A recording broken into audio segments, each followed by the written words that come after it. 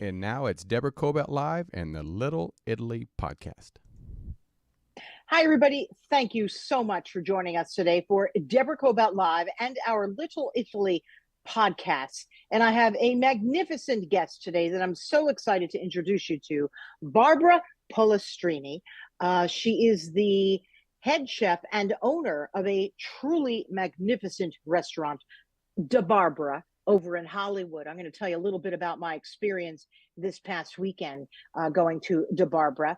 She's also been on quite a few TV shows, one being Chopped.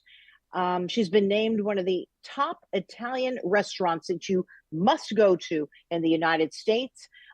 She's the diner's choice on Open Table. Also, she's the vice president of the Italian America Chamber of Commerce here in Los Angeles. And I'm so honored to welcome you here, Barbara. Thanks for joining us. Thank you so much for having me. Yeah. Now, for a moment, I'm going to get a little personal. Over the weekend, I went to dinner with my husband at your restaurant. And I am not just saying this, people. I go to dinner quite often. It's one of the best experiences I've ever had at a restaurant anywhere. And I'm not kidding. It was intimate. It was lovely. The food is almost indescribable. I'm going to have Barbara describe the way she prepares her food at her restaurant.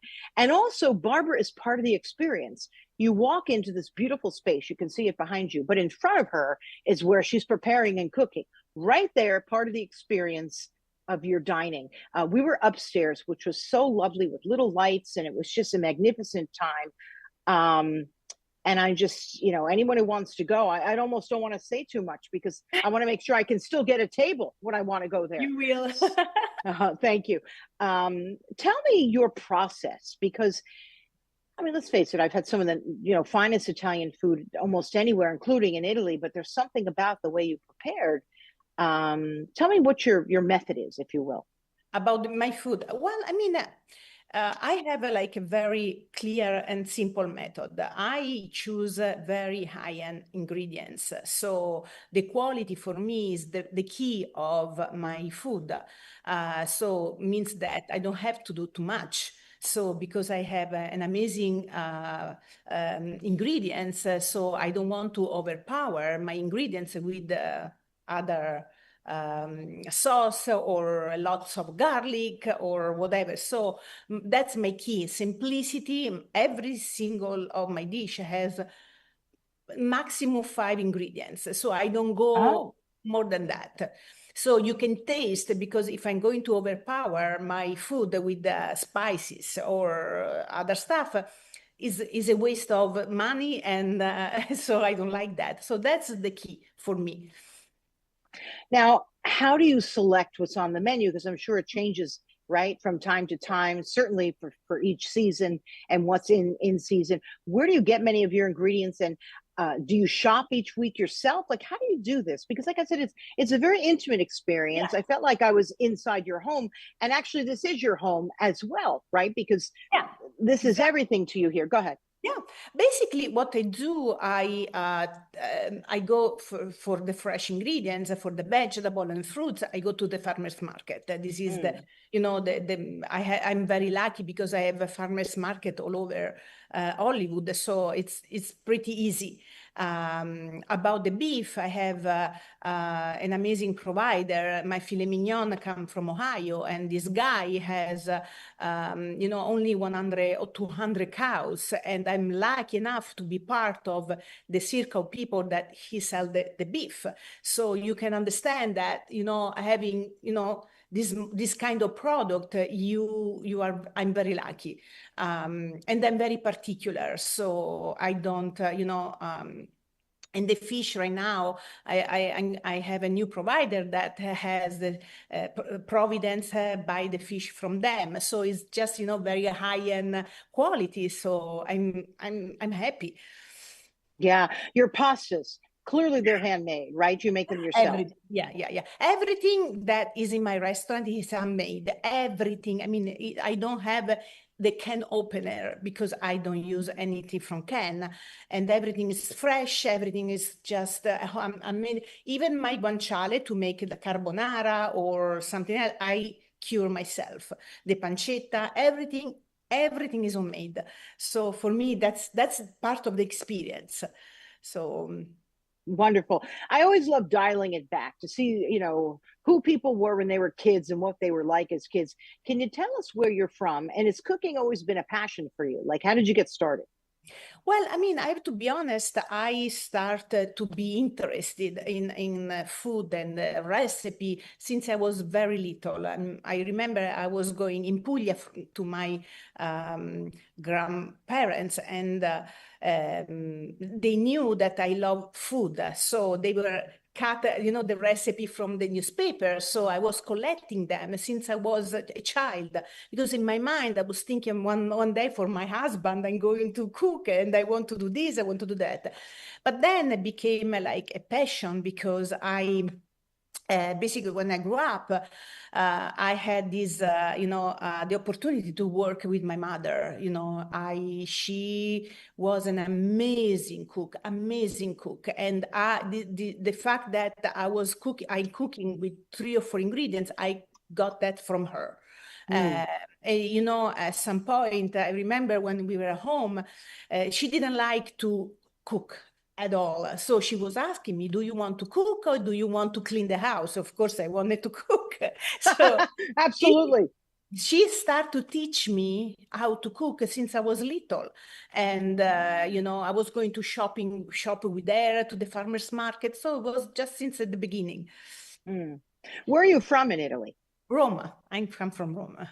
Now, when you said you had the opportunity to work with your mother, did your mother work in a restaurant, or you're just saying when she was home? No, when she was working with my mother, it's my mentality. Working for my mother, work with my mother. My mother was a housewife, and work with her means that when I was cooking for her, but it's not. I'm just was enjoying my time with her, no working, of course. Yeah, it's also such a nice bonding experience with your Yes. mom too, right? Yeah. That's Well, such a great. Go ahead. we were friends more than anything else. So yeah. Yeah, and that's something, especially in America, right? A lot of people don't cook as much. I know I grew up with, cooking. My mother and father cooked. I don't even remember ever going out to a restaurant as a little girl because, they're Italian. They were always cooking, always Exactly. with my grandmother's recipes. My grandmother was there. I will confess I'm not the greatest cook, which is not so great, but I'm doing my best. I'm trying. I'm a very slow learner, but I'm doing my best. But that's the way we all learned. And it's also how we bond, right? We get close to our grandparents, close to our parents when we have that experience. And I think it'd be a great thing if more Americans did that, spent more time in the kitchen, don't you? Yeah, absolutely. I think is the fact that most of the American, unfortunately, they don't cook, and there is a lot of takeout. So there is something that in Italy, for example, we sit and we have lunch or dinner together, all together. There is no way that somebody is going to eat in another room. It's not happening, at least when I was younger. And I think this is another thing, just having a meal together, sharing with, at the time we didn't have a cell phone. So there was something that was important. I think cooking, testing, touching the food with your mom, your dad, or your grandparent, it's something that you cannot describe that. So asking questions, it's important. I think it's super important. Talking about your day. Yeah. If I hope for anything, people in this country, is that they spend more time on that and spend more time at dinner. When we were at your restaurant, and again, I felt like I was in your home. It's a very different experience. We were there for quite some time, and we were enjoying ourselves as though we were at your dinner table or at my dinner table, which was really, really a lovely experience. So thank you for creating that, honestly. Absolutely. Let's talk a little bit about coming here to America. So you're from Rome, love to cook, cooking with mom and grandma, cutting out the recipes. When did you make the jump to come here? Like, how did you study? How did you decide to come here? Yeah, well, I mean, everybody has a dream, and my dream, of course, I'm a chef. I went to the cordon bleu, so it's not that I just cook with my mother. So I'm a chef. I had the dream to open a restaurant. I had the dream to be a food stylist. So in Italy, I have to be honest. If I was in Italy, I was going to be like one of the 100 million chefs. So Right. I always have the dream to go in America. And I got this opportunity. And as soon I had the paper to work, it was so funny because at the time my goal was to be on set, movie set. And Oh. I remember I said, oh my God, I don't know how to do it. So at the time I had, there is a Craigslist, this website. So I put like an ad. I said, okay, I'm an Italian chef. I'd love to be like a food stylist. And then I forget about it. And then one day a food stylist, after I think 3 months, he said, are you still interested? I said, oh my God, that's my dream. And together we did so many amazing movies, and it was one of the most incredible experience ever. And Oh, wait, was tell me about it. What are some of the movies that you worked on? Oh, Hunger Games is Not Just Into You. I did so many, and Star Trek. It was just an amazing experience. And I think that let me understand. The funny part was that sometimes on set, the food is not real. And at the beginning, I didn't know about it. So I was cooking, like, for example, for the set on Is Not Just Into You, with Jennifer Aniston and Ben Affleck, was like a scene where they were in a restaurant eating a soup, like a yellow soup, so it was butternut squash. I didn't know that I was supposed to do something not it's supposed to be fake, and they cook a real one. So it was funny because the actor, they ask, we can eat that? I said, absolutely. And they start to eat it, and then they bring all the directors bring the soup home because it was good.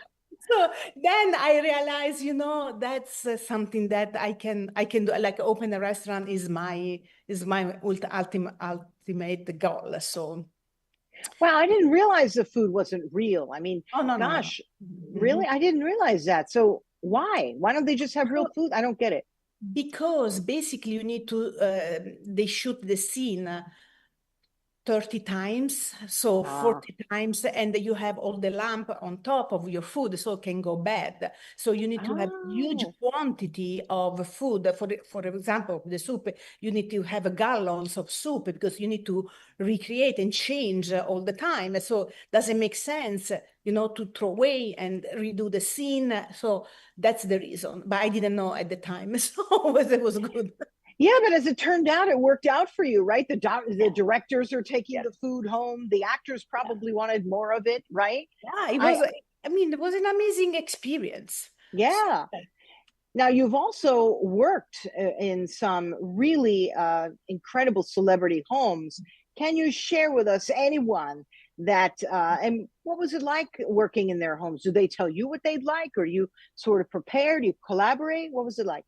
Well, the only one that I can share with you is my last celebrity that I worked for was Gwen Stefani and her husband, Shelton. So it was just, and I have to be honest, I think those are the best celebrity that you can even imagine. The kindness of these people, of them, and his family and the kids and the staff, it was something that I never experienced in my life. Yeah, I have to be honest, she is beautiful as you can imagine. Blake Shelton, is so funny, and it was more an experience for me than I think for them. And one thing that I remember, because we choose I send they told me we want to eat like an Italian because they are Italians. So I send her like a proposal, and she chose basically everything. And it was funny because I went there, I cook, and at some point she came to the kitchen to see what I was doing, to talk to me, and she said, "What is your dream?" And the first thing that I said, I'd love to open a restaurant, small, intimate restaurant. She looked at me and she said, you will do that. You will do that. And then I asked her, what is it? And no, I didn't ask her. She said, you know what was my dream? I said, having you here cooking for me and my family. I said, "Oh my God, this is not even real." I said, "This is not." I was like in shock. So because I had this amazing experience when I opened the restaurant, I wrote. I think I cooked for her 2 years ago. Probably I cooked for her the first meal as. Mrs. Shelton, so the family meal, and it was just an honor right there. And I wrote to her assistant. I said, "Listen, I just don't want to say anything. I didn't even say the name of my restaurant, nothing. I said, I just want to let Miss Stefani to know that she was right. I finally opened my restaurant." And that's it. I didn't say anything anymore. I said, I just want to say thank you to her because she encouraged me. And she replied and she said, "I want to know where is the restaurant because I want to go." So I think this kind of celebrity, when they do something like that, is just unusual, and I will, even if she's not coming, I don't care. The fact that she remember me and she remember what she told me is kind of an experience. Yeah, but I always, because I've interviewed many, right? And I often think they're just like me and you, right?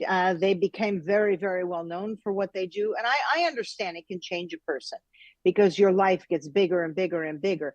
But if you have those values, I like to say Italian values, if you stick to your simple values within the big life you have, Yes. it won't change you as much, right? And it sounds to me that's what happened to her. I have never interviewed her, but I've heard this from other people that she's a magnificent person, very giving, very genuine, and it makes me very happy to hear you say that. What a wonderful experience you've had with her. Both of them, both of them. The family, all the family, the kids, they are I'm unbelievable. Isn't that nice? That's so nice to hear this, Barbara. Really. Yeah, yeah. So you've also appeared on TV. What was it like being on Chopped? That would be nerve-wracking to me because of the time, because of the competition. What was that like for you? Well, I mean, I think Chopped is one of the TV show that was very right for me because, as I said, I was trained by my mother most of the time, and we were cooking with few ingredients. Chopped is exactly what it is. You have ingredients that you don't know what they are, and you need to create something, and we don't know before opening like the basket. So I thought that that was the kind of TV show for me. It wasn't, the thing about me when I cook, I don't think about anything else. So I was not thinking that I was in a cooking show in front of people. I didn't see anything. My goal was doing on my time, doing the dish. So that was the goal. Oh, wonderful. And clearly you did so well there. I love watching some of those episodes. I went back and I was able to watch some episodes. So I don't know, even then you were so likable. You come through the screen and you feel the passion and the love that you have for the food. But that's very interesting that you said that when you're cooking, you don't notice anything else around you. That's actually really important because if I may say, when I'm cooking, I notice too much around me and I get distracted, and that's not a good thing, right? Because then you walk out of the room and something doesn't, you mess it up. Can you give me any advice on what to do? Because when I'm in my kitchen, it's I get too distracted. But what do you think? And I think that, I think the only thing that I can tell you to put time on whatever you need to do, a schedule. For example, you want to do tomato sauce. I have this time to make a tomato sauce. So you are not going to be distracted, no cell phone, definitely, not TV. Even here, sometimes I'm by myself and sometimes I listen podcast a lot. I like to listen podcast, but sometimes I feel that I'm distracted, and when I turn everything off, I'm more focused on what I'm doing, but I think, I put a schedule or whatever you want to go from, you need to do something and you put time on it. That's what I do here. I have here. So now your beautiful restaurant, how many does it seat on just an ordinary night? Not if you're doing a party, but if you're go ahead. Yeah, we have 9 tables, and we have 5 downstairs and 4 upstairs. So it's very intimate, and we don't have is enough for 18 people. I don't have more chairs, so if somebody wants to come, we don't have it. Well, no, that's true. But it's a wonderful space, is what it is, and it not just feels intimate, but it also feels open. Yeah. And what I like about this is you told me you don't have any investors. This is all yours. Yeah.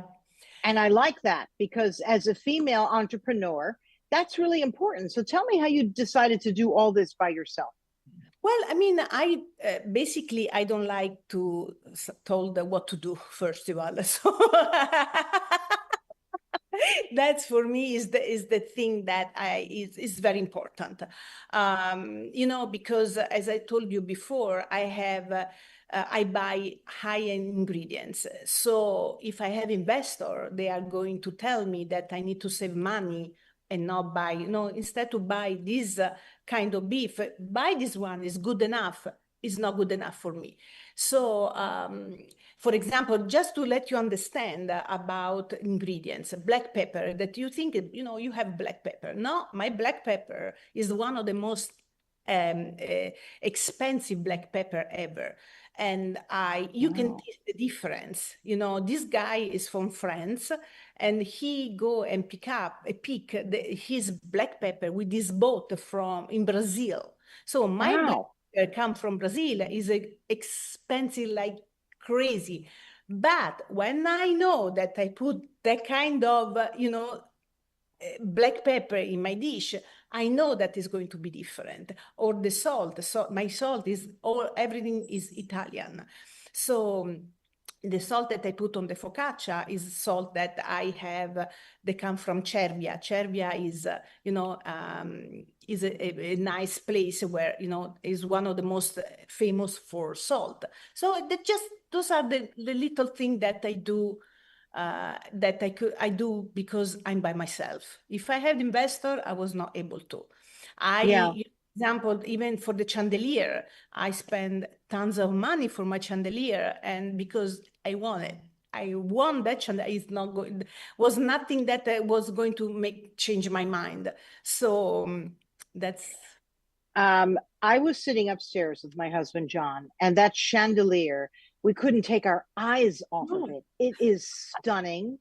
Where did you get that from? That chandelier has an amazing story. I came for the first time in America, I think in 2002 or 2003. Oh, wow. And I remember I was driving a long time ago. I was driving on Melrose, and there is this place that has a chandelier.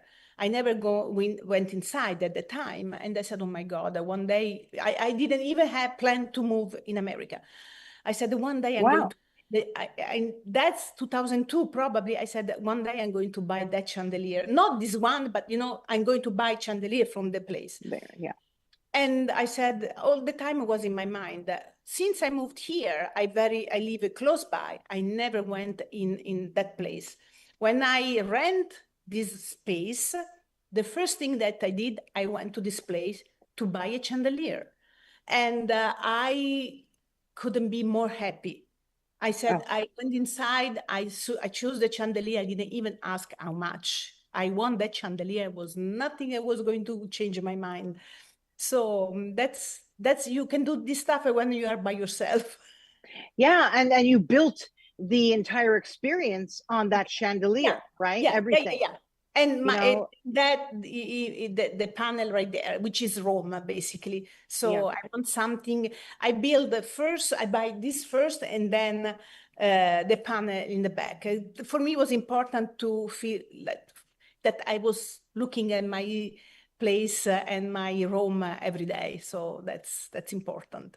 I absolutely love that. And as a female entrepreneur who's done it all by yourself, you're also the vice president of the Italy-America Chamber of Commerce in Los Angeles. And the people who are on the board at the moment, they're all women. And I just love that.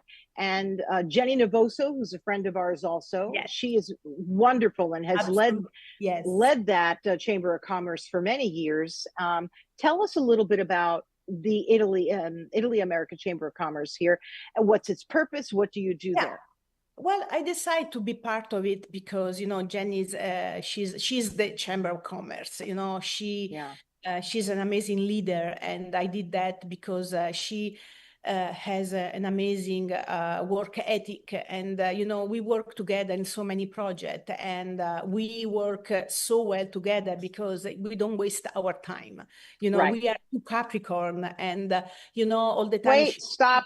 I'm a Capricorn too. You are? Yes. I mean, Jenny too, a Capricorn. Oh wow, the three of us. Oh boy, put us in a room. Yeah. Put us in a room. We'll get it done like that. Yeah.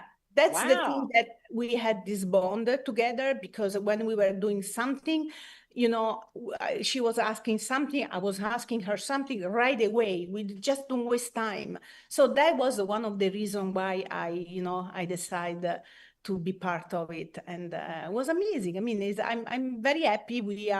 There are several women. We are not all women. There are men too, but yeah, the leader are women. Are women. And what is the goal of the Chamber of Commerce, the Italy America Chamber of Commerce?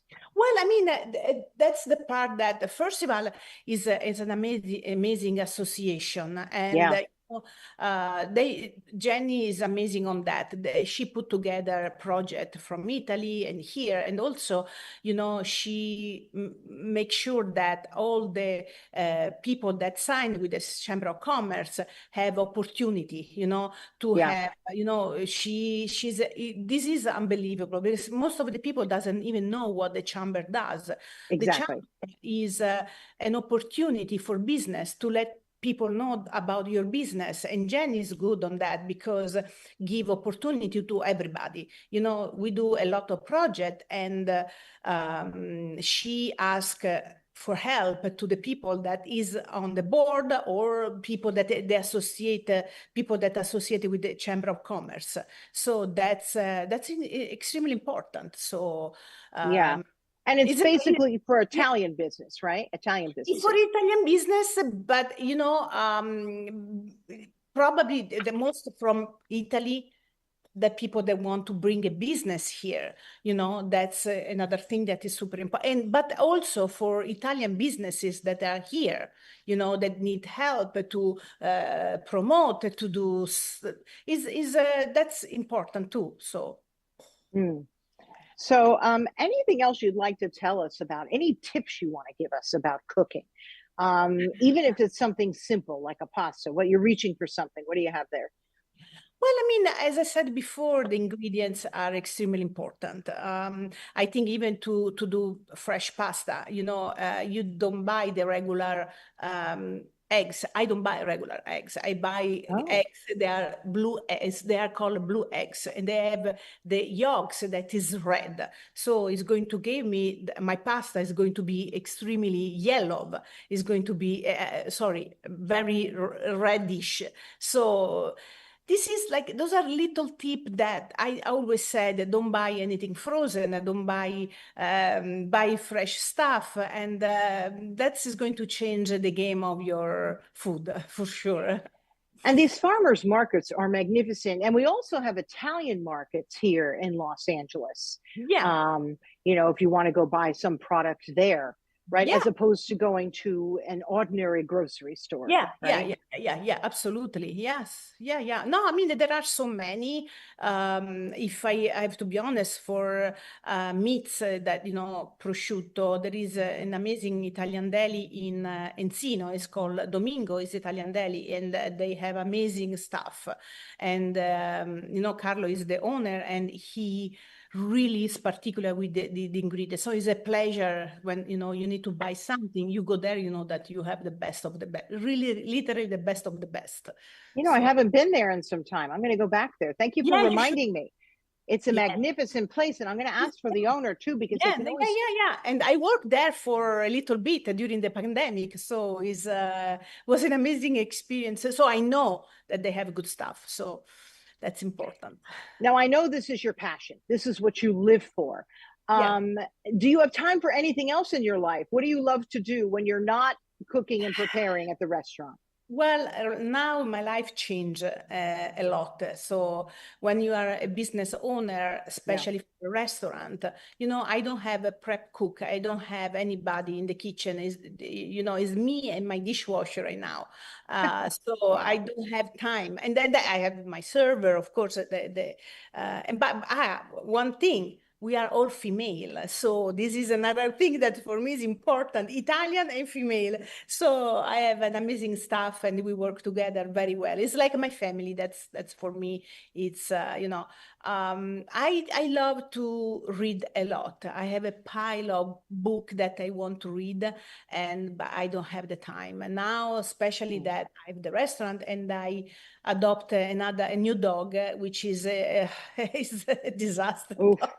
Oh no, that's a lot of work. Yes. Let me tell you, I have 3 sons, and I often say, I think having a puppy is more difficult than having a little baby, because at least a little baby, you could take baby with you and that's it. The puppy, you come back and then the whole house is a mess. Yeah. No, but my puppy is different. I have my first dog is Sage. She has 3 legs. She's a rescue. The second one that I just adopted, is I think 12 years old, probably. He's toothless. Oh. He's blind and he is deaf. So he has all the problem on this world. And the UK is not easy. But I feel that I had to do it, It's just, I love dogs a lot, so. Yeah, we rescued ours too, and he only has a few teeth, actually.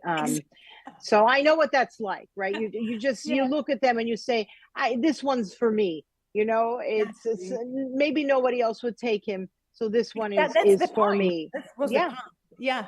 It's good for my heart. That's beautiful, Barbara. Before I let you go, also, do you still do private catering? Like if you were come to someone's home, or do you do that? I don't go. I prepare probably meal right here if they wanted to. Needs to be like something that I can prepare and send to them. And I'm not going anymore. Unfortunately I don't have that much time.